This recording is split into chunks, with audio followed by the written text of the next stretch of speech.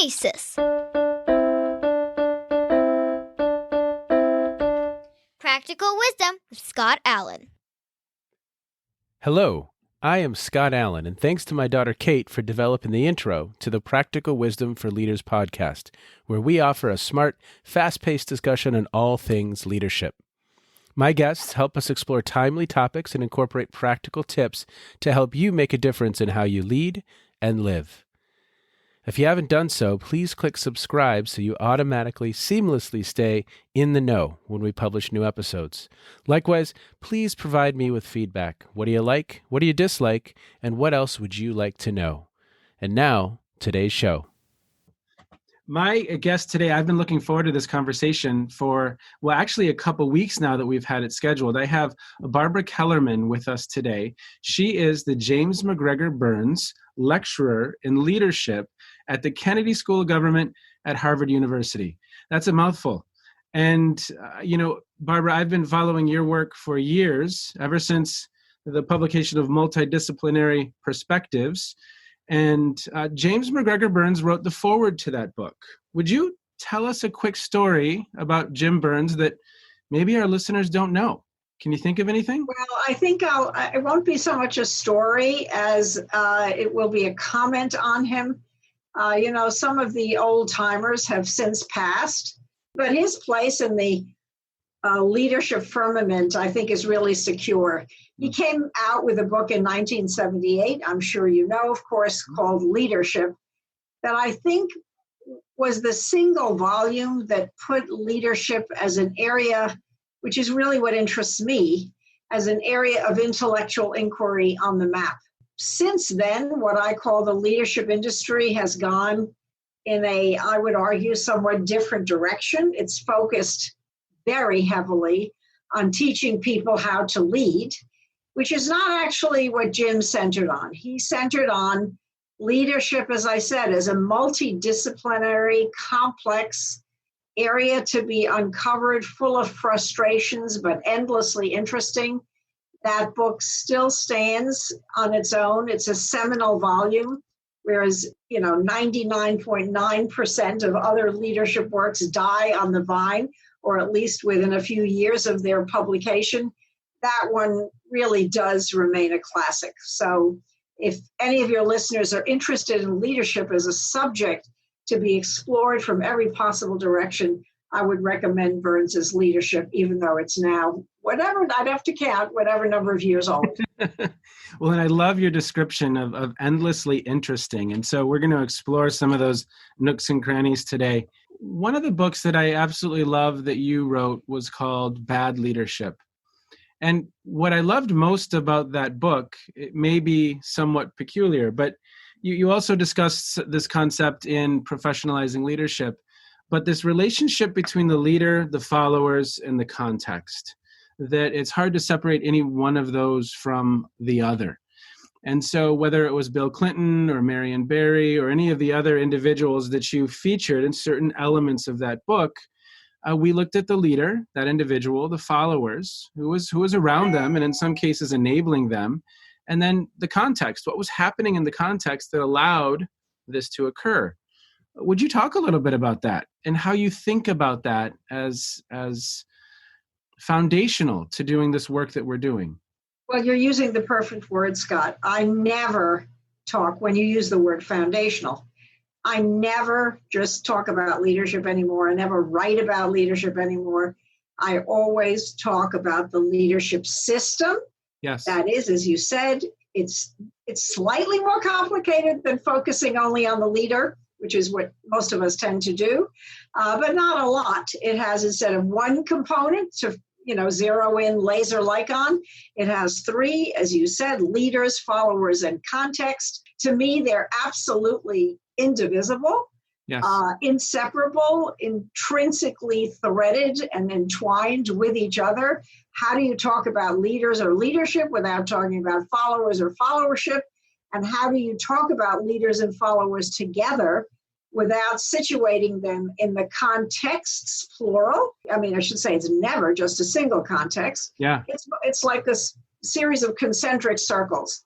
So one is in an immediate context, but then a context that is somewhat more, I could be teaching in Cambridge and then I would be at Harvard. Harvard is in Cambridge. Cambridge is in Massachusetts. Massachusetts is in the United States. And it just continues on and on. And of course, it's also temporal. So what we're talking about in 2020 would necessarily be different from what it was 5 years ago or 10 years ago, not to speak of 50 years ago. And it will again be different 5 years from now. In Professionalizing Leadership book, which was my homework for this week, and I finished it and I loved it, you write about a few things that I'd love to touch upon that also kind of goes along with leader followers contexts. But another challenge that we have in this domain, you call it the leadership industry, the challenge of definitions and definitional challenges. That is it leadership studies, leadership learning, leadership education, leadership development, leadership training, leadership experience. It's confusing. And I think if we don't have a clear understanding of even some of our basic definitions, how do we ever move forward? It seems to me that's the ground floor. And then from there you start moving forward, but we haven't even built the ground floor. Can you think of something before even those basic definitions? Well, people have been at this for at least 50 years since the so-called leadership industry. Yes, I do call it that because I think of it as largely a money-making proposition, but that's a separate conversation. People have been struggling with the issue of definitions, particularly of the word leader or leadership. What is a leader? The way I define it is completely different from the way virtually every one of my colleagues at Harvard defines it.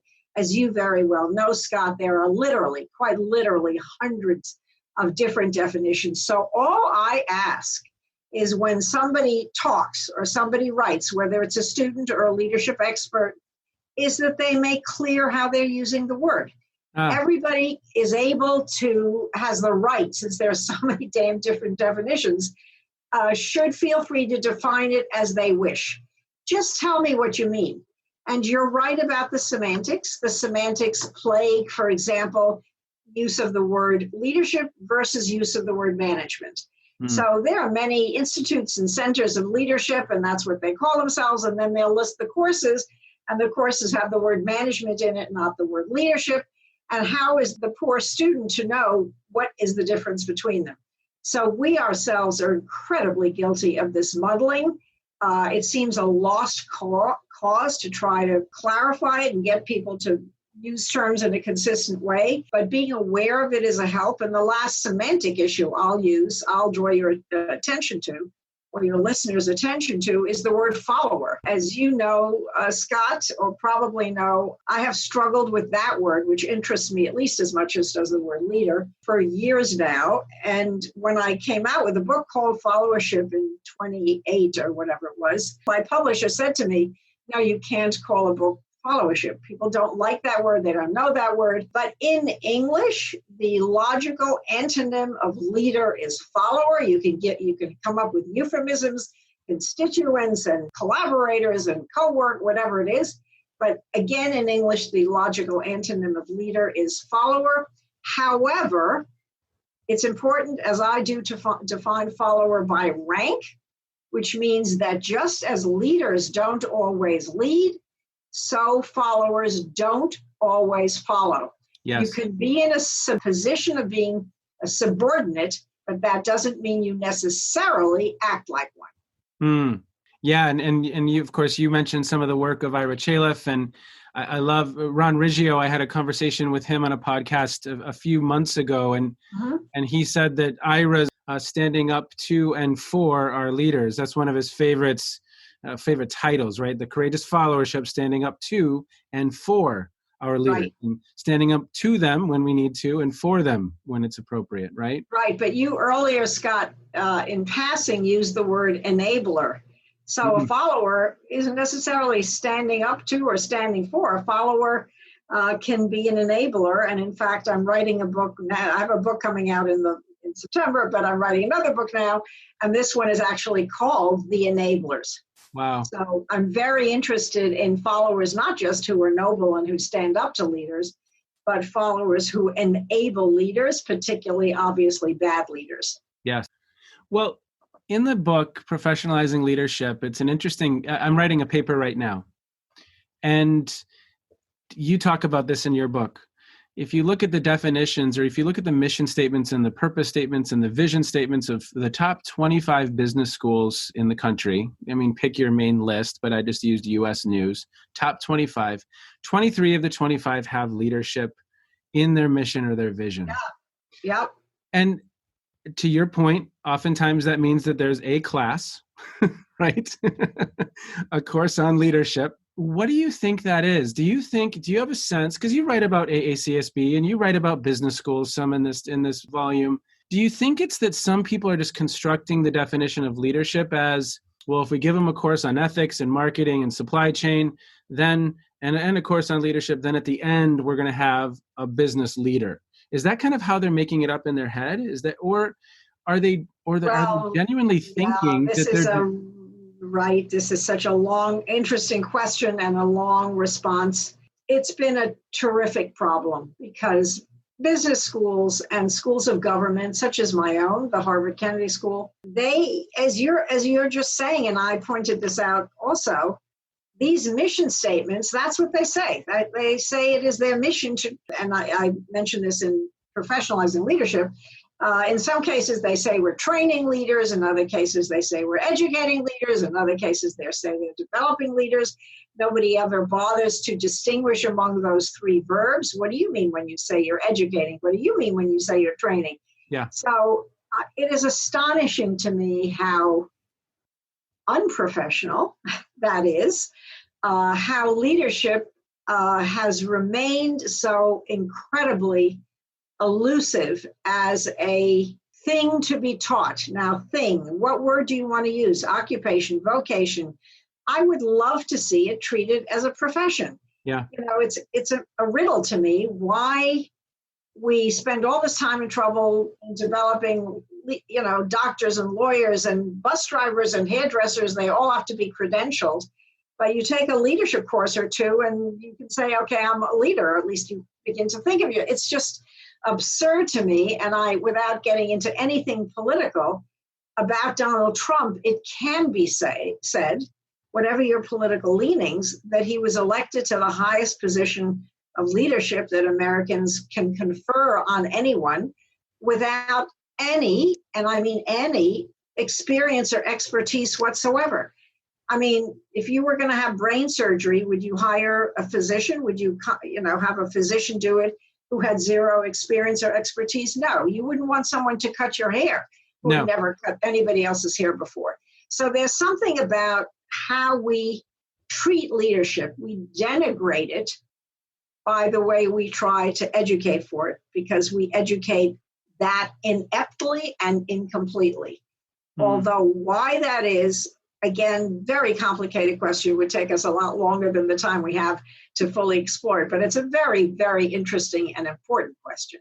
Because, even AACSB, I think they have their 5 paths forward. It's their vision statement. And one of them is something to the effect of, being the leaders of leadership. And again, I'm really interested in understanding what that means and how that's even conceptualized.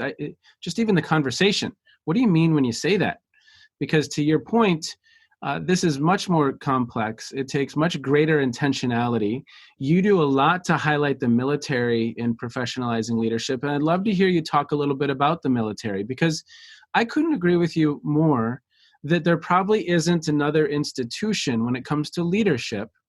I was literally doing an interview this morning with a gentleman who taught for the General Staff and Command College. And he said, this is how he phrased his job. He said, men and women needed to take this class before they could apply to become a lieutenant colonel. So this is lifelong learning embedded into the system at all levels.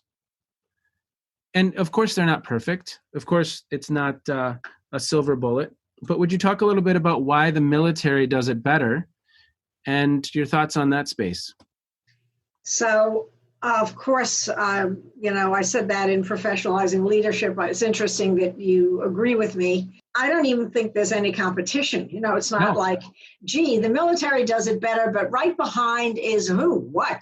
Well, so I had a thought today. I was thinking about this. The accounting firms, Maybe they're really big on feedback. They're really big on developing. They're very Right. big on really kind of consistent check-ins and growth. That's the closest I can, again, from a leadership kind of slanted Right. soft Right. skills growth. Yep. I don't know. I think it's an interesting comparison. I still think the No, it's military. not. It's not even So, close. so let me just say, we need to separate the military into at least two categories. One is somebody who's in officer training that is beginning at Annapolis or in Colorado Springs at the Air Force Academy or at West versus even the non-commissioned officers. Even the non-commissioned officers get lifelong leadership training. But the ones at the academies, they get them as 18, 19-year-olds, and they give them an extremely rigorous undergraduate education, much of which is very deliberately leadership oriented, and much of which is into liberal arts. Okay. To me, that's the way to do it. So if you look at how the great ancient teachers, talking about Plato and Confucius, even Machiavelli, Lao Tzu, the way they taught leadership was from what we would now call a liberal arts perspective, and it was lifelong learning. Plato felt you had to be about 50 before you would be sufficiently educated to be a leader, so to speak, of men. So I think we have, by the way, when business schools in this country started in the 19th century, they did try that. They began with a liberal arts approach. But somehow, for, again, complicated set of reasons having to do with the private sector getting very involved, that kind of went by the board. So the business schools are not very different now from the schools of government, and they are light years away from the military, which gets people when they're young, gives them a rigorous, as I said earlier, undergraduate education, rigorous graduate education, but then again, to the earlier point, lifelong learning. And it's also close to the work. I mean, I think that's part of the challenge. I was having this conversation with a friend recently, and, an individual in medical school is close to medicine. They're close to the work for 4 years. Yes. An attorney is close to the work. You might have an average MBA that's 23 or 24 years old, maybe hasn't had a lot of experience, isn't managing anyone or leading anyone or in a formal position, I should say. And they're not necessarily close to the work as we're educating them. So what happens if you educate me on cooking, but then I never really cook? Yeah, I think it's a very good point, Scott. As you know, there's a thread in leadership learning that is very much to your point, which is about, getting people to learn on the job. I would put that in, as you know, from professionalizing leadership, I think all leadership learners should have 3 stages of their learning process. First one, ground floor, is leadership education. Yep. Second one is leadership training. And third one is this leadership lifelong development. So I think your point is very well taken, and I would put that in the category of leadership training. Whereas the liberal arts, psychology, history, philosophy, politics, that would be under the rubric of leadership education. And to me, that should be, as far as I'm concerned, if I were queen of the leadership world, which I'm definitely not, that would be the ground floor. Well, I will be your first follower in professionalizing leadership if you need someone to start the movement.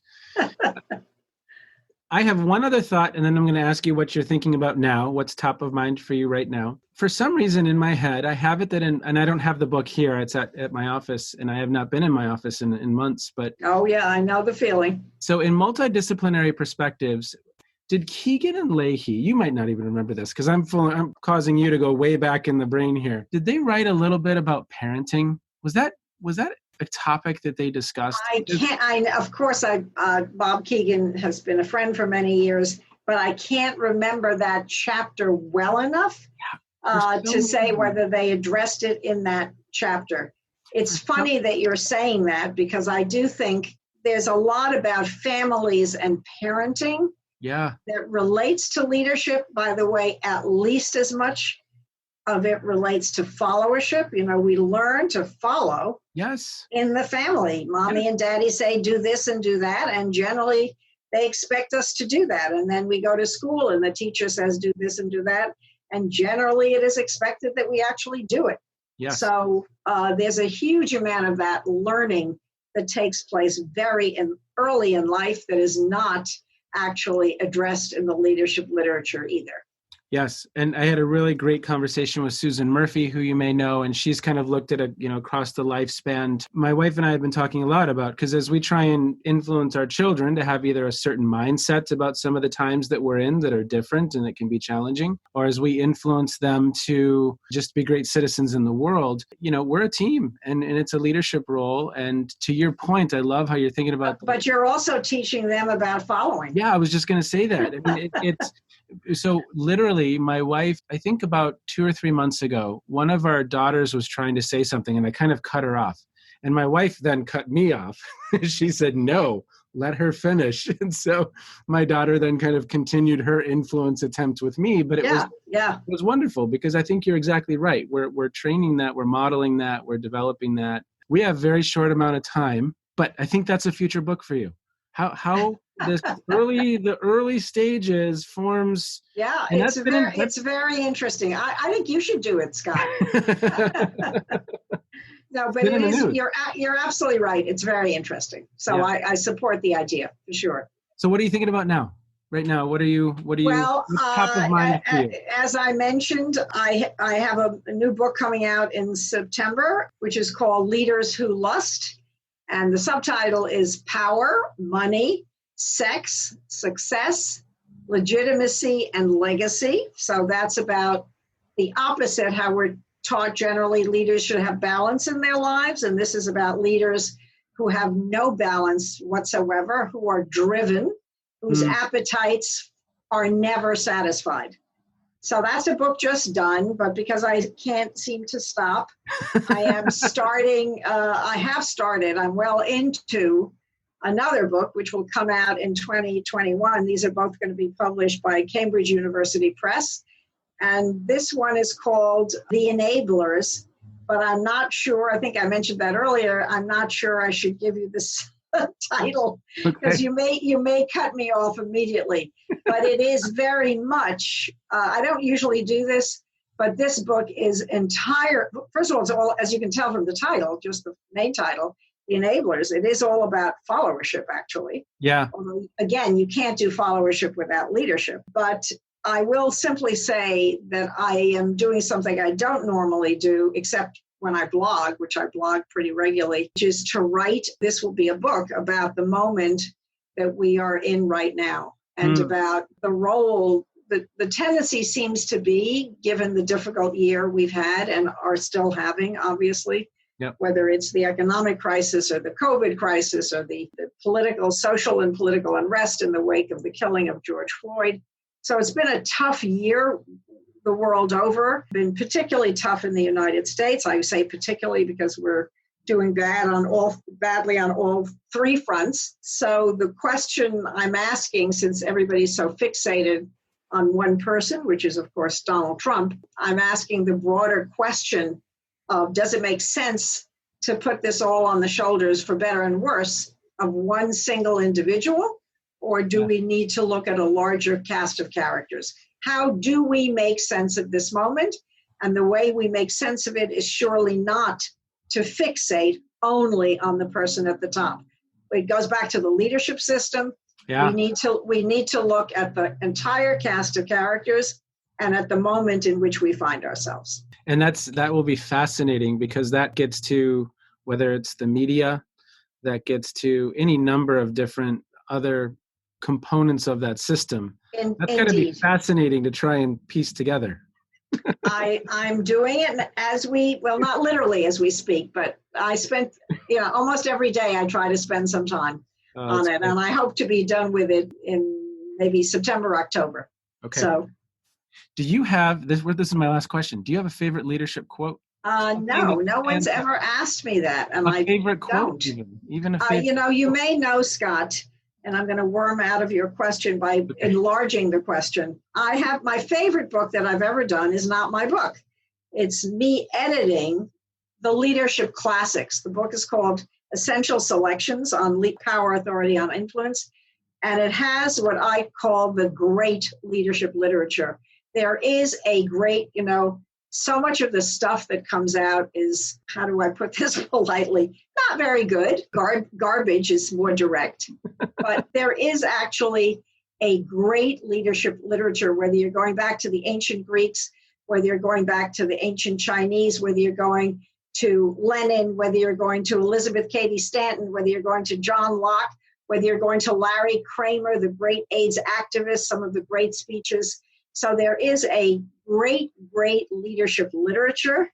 And I commend any of your listeners who have not thought about this. It's not, again, about my book. It is that in this book is a selection, my selection, of the greatest leadership literature since the beginning of time, really, at least in the Western canon, a little bit in the Eastern canon, and with some introductions and analyses by me.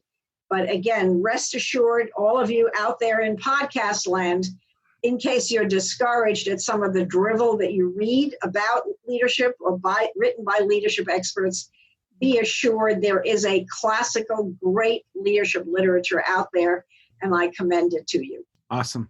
Barbara, I can't thank you enough for spending some time with us today. We really, really appreciate it. Pleasure. I hope you have a wonderful. I hope you have a wonderful rest of the summer. Take care. Be well. I know we all say that now. We never used to say be well. Now we go stay healthy, be well. Anyway, take care. Very good to talk to you, Scott. Thank you so much. You bet. Bye-bye. Bye-bye.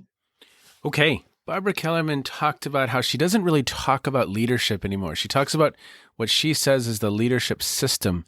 That is the leader, the followers, and the contexts, multiple contexts that we are embedded in. And I thought that was really, really fascinating. I think it's a wonderful distinction, and it's a wonderful way of thinking about the whole notion of leadership, the leadership system. If you have not read Bad Leadership, it's a really fascinating look into how that system works. Now, we also discussed briefly the notion of definitions. I don't understand how we as educators move forward if we don't have common definitions or clearly understood definitions around what the difference between leadership education, leadership studies, leadership learning, leadership training, leadership development. What do all these things mean? What are we actually trying to do when we use those terms?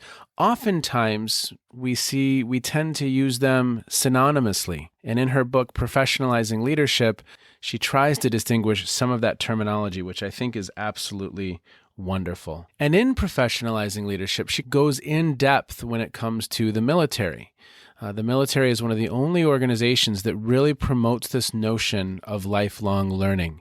I've been thinking about that in the context of universities. What if universities became that place for what we know as lifelong learning? Don't have an answer there, just something I'm kind of thinking about right now. If you have not read the work of Barbara Kellerman, please be sure to check it out. I've placed several of her books that we mentioned in this podcast episode in the notes.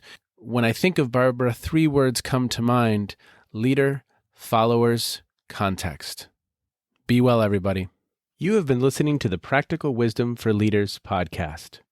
If you liked what you heard, please share it with others and let them know what we're up to. And one last quick reminder to click subscribe so you know when we publish new episodes.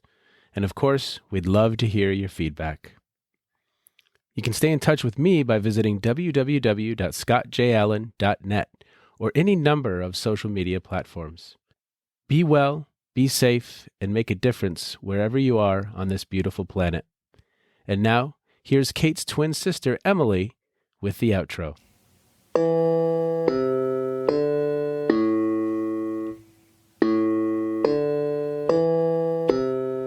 You've been listening to Phronesis, Practical Wisdom with Scott Allen.